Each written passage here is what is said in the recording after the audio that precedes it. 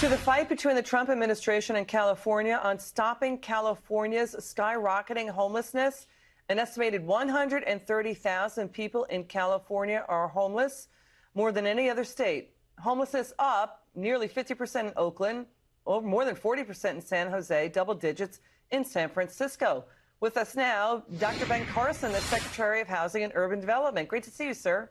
My pleasure. Thank you. What is the Trump administration plan on homelessness in California? We keep hearing it could be ready for the president's review in coming weeks. Yes, well, obviously we want to have a situation where we have cooperation between the federal, state, local governments, as well as the nonprofits, the for-profits, the faith-based organizations. So, that's the ideal situation. We've been talking to all of those various entities.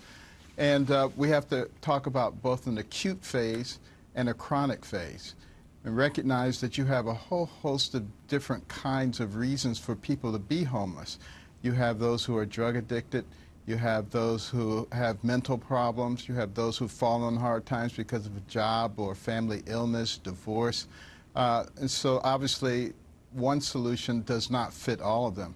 But we do know that we have some health hazard issues that are going on because of the fact that we're leaving people on the streets. There's feces, there's urine, there's vomitus, there's needles.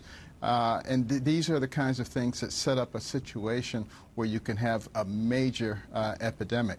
So we need to fix it. And that means taking people off the street and putting them in a location that is safe, but also a location in which we can provide some of the wraparound services. Because it's not just a matter of getting them off the street, it's a matter of figuring out why they're on the street in the first place, and then thirdly, seeing if it can be fixed. And that's what real compassion is. And somehow we've gotten off base and started thinking that compassion is just to leave people out there and let them do whatever they want to do.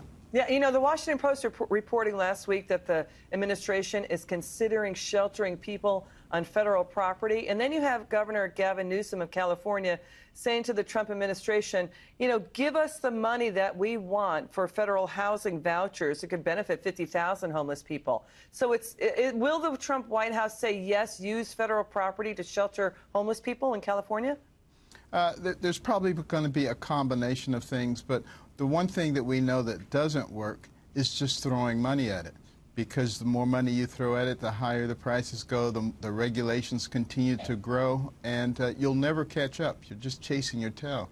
So it's sort of like in medicine, you look at the person who has a fever. You don't just treat the fever. You say, what is causing the fever? And you go to that. And this is what we've got to do with the housing crisis, or we'll never catch up. So yeah, we're very happy to work with the governor.